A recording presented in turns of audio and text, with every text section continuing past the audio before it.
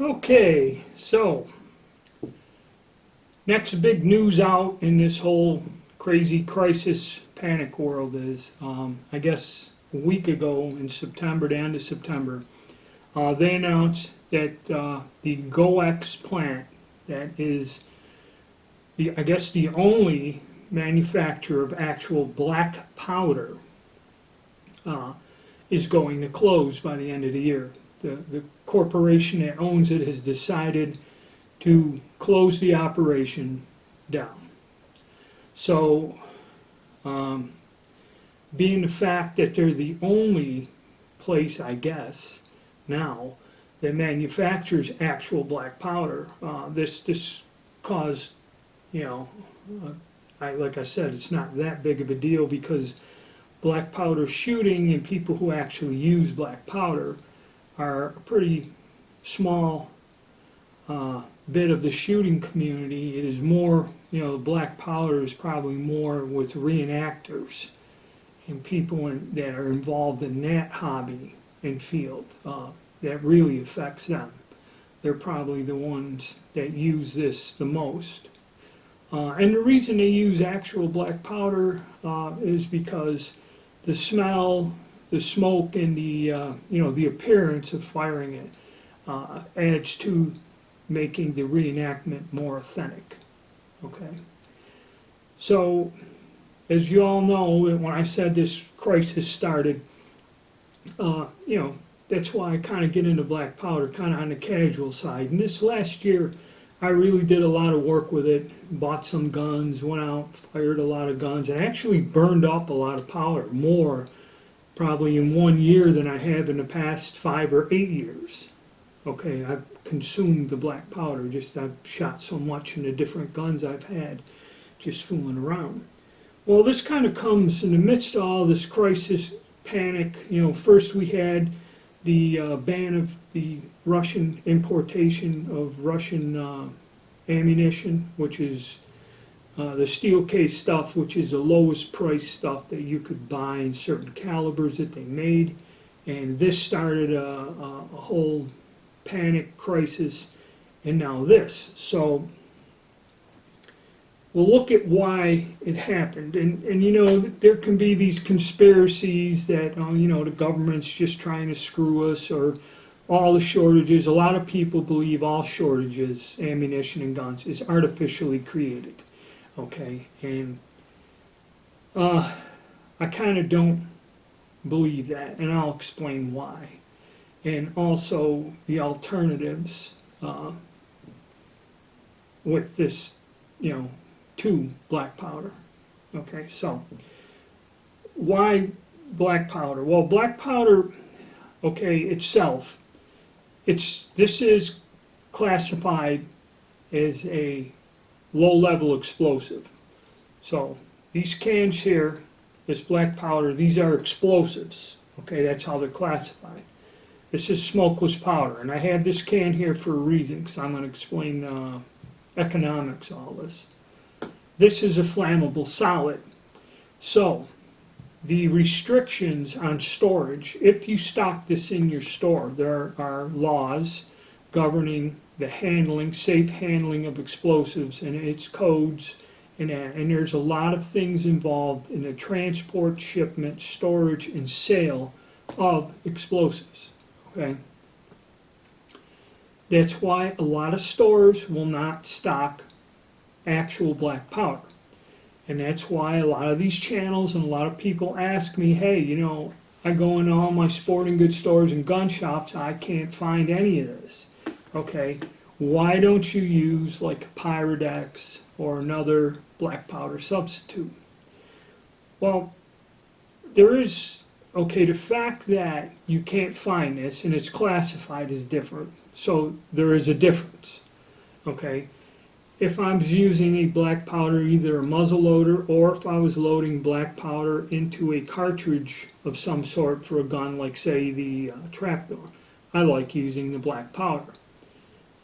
Okay, and substitutes, the reason people carry on about the black powder substitutes is when you go into the store, until recently, because hunting season, you always could find the black powder substitute powders there.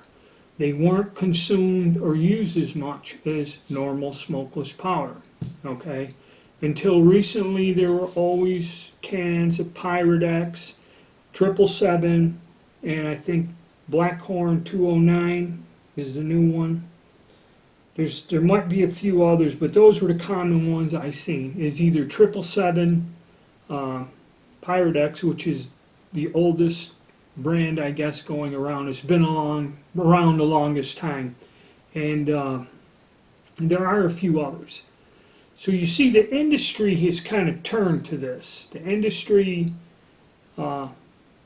is moving away from this because of the difficulty and the fact that a lot of retailers will not stock this because of the problems that it's an explosive and the restrictions and this and that. A lot of places won't do it.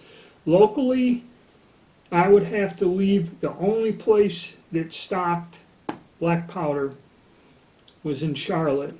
There was a Bass Pro in Charlotte. So I'd have to leave Greensboro, if you look a map in North Carolina, and drive a couple hours down to Charlotte to go to the Bass Pro on the outskirts to buy black powder. Okay, the other alternative is you have to get it through the mail. But where this stops a lot of people is how much of this you consume. Okay, really, for a casual shooter, it's about $30–$35 for a pound of this. So if 1 pound, and I've had some, I still got some of the Goex in tin cans. That's how long I've had them. Okay, you really don't consume this stuff as much as, say, smokeless powder and a heavy volume shoot. Okay, there are people who buy a pound of smokeless powder and it lasts them quite a while. It depends on your volume of shooting. But in general, you got a musket, you want to fire 10–15 rounds out of it, you're not going to burn up a whole pound, okay, even with a larger gun. So people are not looking for 5 pounds, 10 pounds of black powder. If you buy it through the mail, because of, I think now the hazmat fee is $30, it isn't economical unless you're buying like 5–10 pounds, which now you're talking about $300 worth of material, okay? And there are some people that will not go through 10 pounds of black powder, okay, in a very long time.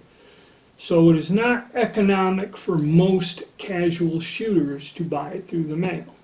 I do, and whenever I buy it, I buy a minimum of 10 pounds.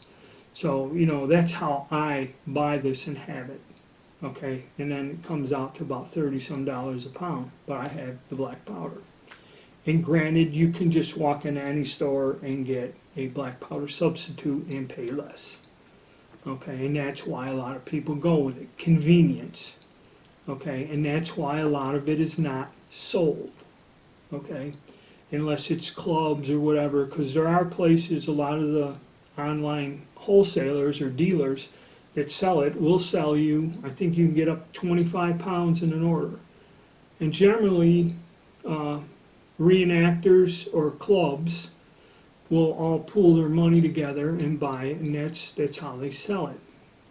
But like I said, it is not that large enough of the shooting community, okay?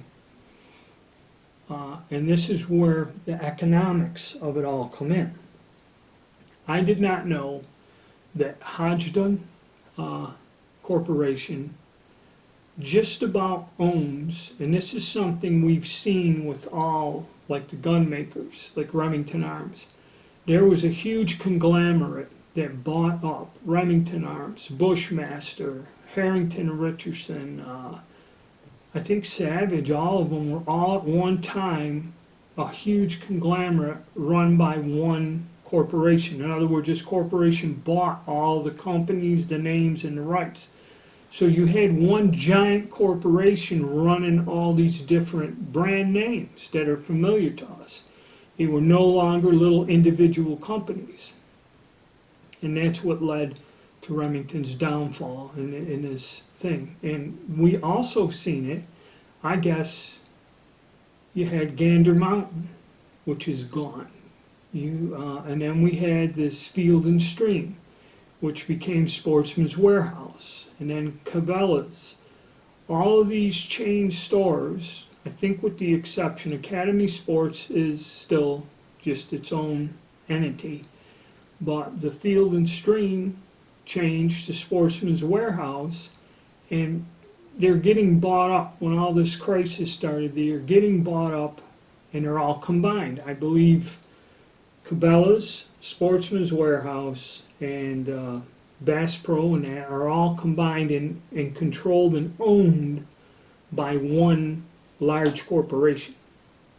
Henceforth, their policies and what, during all this crisis and stuff, what they sell, what they stock, is all controlled by one thing, and it changed the way all the stores are run.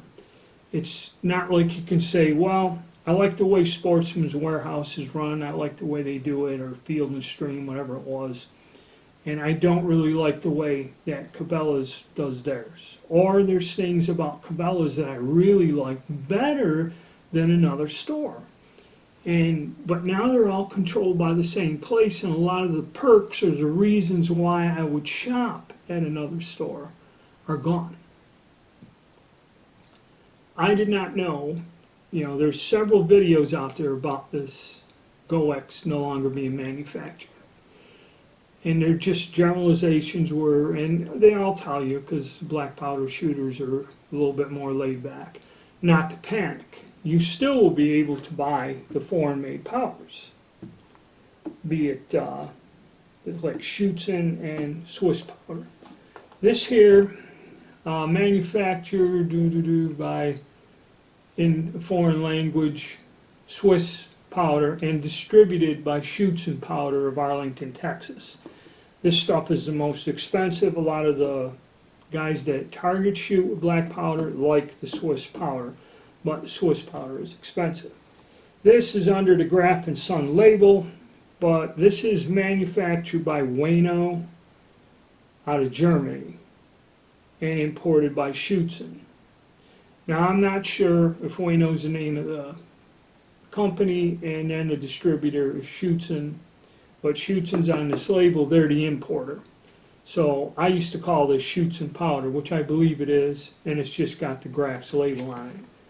So now you'll have these two manufacturers, okay, which are foreign, and the cost compared to what we're paying for Goex is a little bit more. It's more. Both of these are more. This one wasn't too bad. Under the Graf's label was actually less than Goex. And this here is a premium grade black powder that's kind of like international, the Swiss powder. Where this was, say, when this was $18 or $19, this is $24, and this Graf's was $15 because it had the Graf's label on it. Okay, and I think Schutzen would be almost the same price or close to Goex.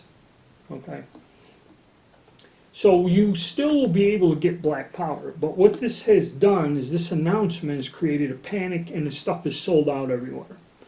Okay, I don't care where you go and buy it, you're not going to find it now. And it's just, everyone says, oh gee, don't panic, don't call, but it's done. And of course the guy, don't panic, but if you go to the local gun shop and it's there, jump on it, and everything. So why is this? Okay, so a lot of people say it's controlled shortages, it's another attack on guns and your freedom and that. And that's not quite what it is. The reason we are getting less, it's like when they consolidate all the retail outlets. Hodgdon, and what it was is someone did make a video where they talked to the vice president of sales. And I guess Hodgdon controls IMR, Ramshot, I forget, he listed all the powders, Alliant, and Goex was purchased by them, I think he said 12 years ago. So again, we have one company, Hodgdon, which controls a major, if not almost all, of the gunpowder that is sold to be used in reloading by us. And that includes Goex. This giant corporation owns one of the last U.S. companies or brand names. They bought the brand name, the factory, everything. Goex. Now, why do I have this can of powder here? This is IMR powder, which also they own IMR. Okay, when you get one company that covers all of these brands of powder, now you have one entity.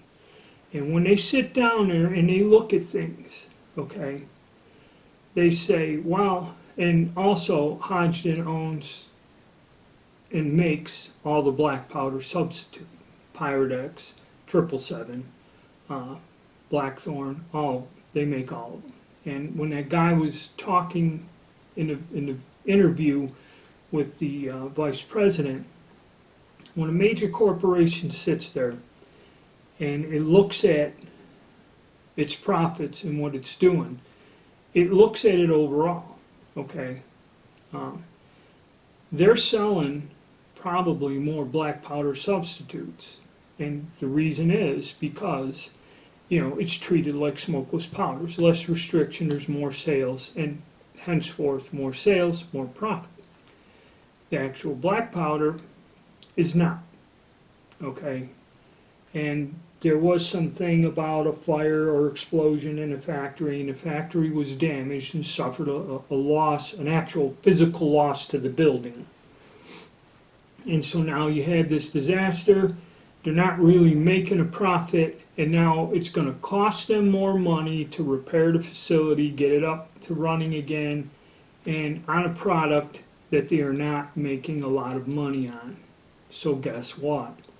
They're going to sell the asset. They're trying, instead of just closing it and scrapping it, they're trying to sell it to someone who will invest in it, promote the product, and then take that small segment of their business away that's non-profitable and hopefully sell the brand and keep it going. That's a consensus. But I really don't know in this environment if anyone would be willing, even a small investor or someone, to purchase that and try to run it. Like I said, you already see this one company has basically bought up and has the rights and everything to all these different companies. And this is, see, I didn't realize this. I didn't know that this is going on, okay? And the thing that confuses me is, we'll take this powder here. IMR SR 4759. There were a couple of these powders. Now, in the IMR lineup, these are very old powders. They've been around a long time. There was another SR, and I forget the other thing. They were specifically made to replace black powder. In other words, the way they were formulated, the way they worked, they were like an alternative in old cartridges, you know, especially in old antique guns like old Colts from the turn of the century, late 90s. These powders were designed, they were bulky, and they gave low pressures, and they were designed for like the 4440, 45 Colt and an old gun, okay? And they had a bunch of these, and actually it was for sale for years. And when I started developing loads, when I got into black powder about 15 years ago, I got this and I found that it worked exceptionally well.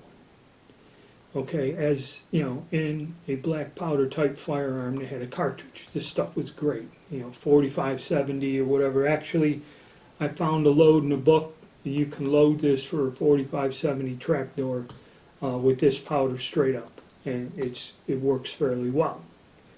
Just about time I perfected this and got all the thing, you know, I'm working and I go, okay, yeah, you know, I never thought. IMR announced, probably when I got bought out, what they did is they looked at the sales. This stuff did not sell that well, okay, or to where when they produced it, it wasn't selling or as popular as other powders, so they dropped it from the line, never to be made again. Okay, and I went out and bought up, I think I got maybe 8 pounds, 7, 8 pounds of it, and that's it. That's all I got for the rest of my life.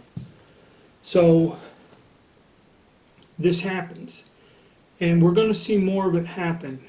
It's kind of like when Smith & Wesson was bought by the foreigners.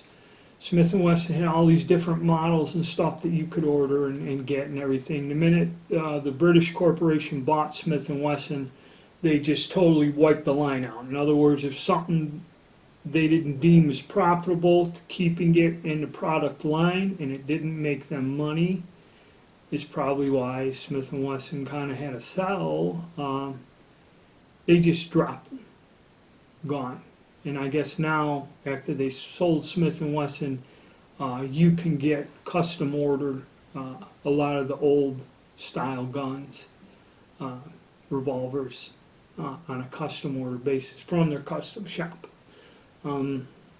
Because most major handgun manufacturers use the polymer, type guns with a black finish, the blue and steel and all that, and wood, that's all gone. It's all the polymer guns is what sells, and they sell a lot of them. You can still get them custom ordered, but it is not a standard thing in their product line. Okay, henceforth what's going on here. So, just like everybody said, don't panic, don't rush. Well, that's a load of crap, because there is a panic, there is a rush. You cannot find black powder nowhere at any price. It's all sold out. Okay. So this is another devastating blow to the shooting sports. Even though a lot of people out there may not be into black powder, but now it's kind of difficult. And even now, I found the more easy to find black powder substitutes are sold out and not on the shelves, and that reason also is hunting season. Okay, the muzzleloader season, where everyone gets their extra 2 weeks. When hunting season comes, the small inventories that were there are gone. So it's kind of difficult to say, but again, another shock. And that's kind of the reason why I brought this up. It's like these huge corporations start eliminating some of our favorite products or products we like, and they're never seen again. If somebody will buy the black powder factory, is what they're trying to say they're going to sell, maybe somebody will get it. And they did with Remington. When Remington filed for bankruptcy, there was an article in the National Rifleman where somebody went in there, got a hold of the plant, and the ammunition factory is making ammunition again. So it's not so much a tale of this is gone, never to be seen again. We hope somebody will step up to the plate and, continue manufacturing a U.S. product. But even so, if that does not happen, you'll be left with two choices. I guess Graff & Sons will probably still keep a black powder in their inventory. It is not a U.S. product, and it's been there for a while. This is an old label. They changed the label on it. So you will get the German-made Schützen or the Graff & Sons, which is usually sold at a slightly less price, or there is, probably the most popular international brand, even though it's a tad bit more expensive, the Schütz or the Swiss powder. I doubt they're going out of business anytime soon, because European makers, there is a strong demand because of the gun laws all throughout Europe, and that there are a lot of black powder competing, shooting, and that, these guns, it's easier to use these older primitive weapons and get licenses and stuff for them and possess them. So, in other countries, where these things are manufactured, the demand is still there. So you won't see these two companies go out of business anytime soon. All right. Sad because these powders, if you look at black powder in general, Goex the best all around. The thing about Swiss and why the competitors like it, it's denser and more powerful. Okay, and in certain types of shooting produces the best accuracy. That's why people go with it. But when I did a test, and I don't know, I'm going to try to find it. I did a test of these powders. This powder leaves the most stubborn, heavy residue. Yes, it does produce better velocities, and the accuracy is kind of there, but with that heavy residue, it creates a problem there. You know, that's where guys use the blow tube to soften it. It's because of this powder. This particular powder, Wano, or whatever, shoots in, this fouling is quite heavy, gummy, and thick. When I shot this, really leaves a gummy residue in there, which builds up fast. Actually, this is dirtier than any of the other powders. The only thing I really love this powder is when you do a duplex load and combine it with this. This powder beats all of these in terms of accuracy in a Springfield trapdoor. Okay, I got a killer load using this powder, and it works great in a duplex thing because then it burns all the way. Okay, and it's pretty neat. All around general purpose, the two Goex powders. This is the standard powder, and this Einforge is supposedly a formula that burns better and is cleaner. I've kind of used it, and it may be a little bit cleaner in that, but really the difference is not that noticeable. You know, maybe consistency and the burn rate is a little bit better, and you'll get a little bit better accuracy. You might have an edge there, either or. And then just a traditional powder. This is the best general all-around black powder. Okay, the fouling isn't super hard or real gummy and thick, and for years it's worked well for me. And actually, there's several other people that have the same opinion. Generally, overall, in performance and price, it's hard to beat Goex. So it's kind of sad they're not going to make it here anymore. But that's my update on it. You know, and yes, even though people say don't panic, there is a panic. You're not going to find black powder. Also, people go, well, I just make my own. The one guy, he sits there. You take X amount of this, the 3 ingredients, and he goes, there you go, that's it. And he puts some kind of South American tree bark in there as an emulsifier, you know. Here's the thing about making your own black powder. One, it isn't explosive. So making a video doing that will get it removed from the YouTube Gestapo and be considered a terrorist activity. And secondly, it is not that simple. Yes, you can, like he did, he poured the ingredients in there and made that, but you'd have to go get one of them old rubber rock tumblers, and you have to mill those ingredients with either marbles or glass balls or something, and you mill the ingredients until you get a fine powder. Then that powder has to be soaked in something to make it ignite. And then once you make the slurry, then you got to push it through a wire screen to make the grains. Okay? And if a lot of you geniuses out there haven't noticed, with my disability, manufacturing any type of explosive black powder or anything is not really something I can do anymore. I kind of don't recommend it. If this really gets bad, I may even go and, well, there's a lot of channels out there where they've compared the substitutes to actual black powder. For me to do it, I don't know if I would or not, but go out there and see who's made a video comparing black powder to any one of the substitutes, and it's pretty basic general information.